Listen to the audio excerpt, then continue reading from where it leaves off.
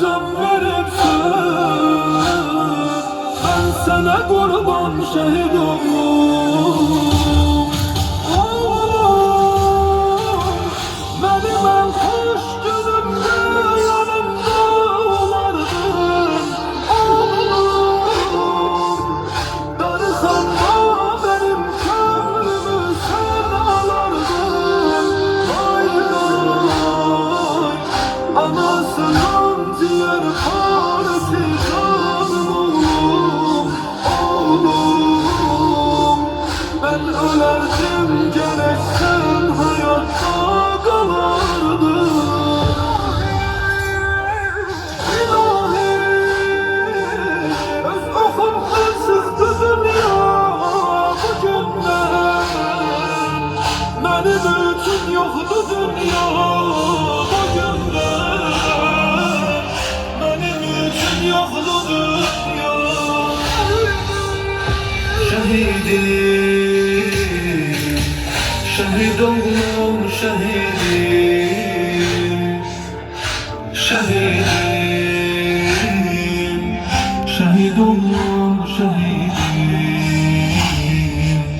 Şehit oğlum şehidim. Şehidim olanlar azaldı başım. Şemal oldu gözümde yaşım. Şehit olup bana batırsan, bu derdiyle nece barışım. Şehit olup bana batırsan, bu derdiyle nece barışım.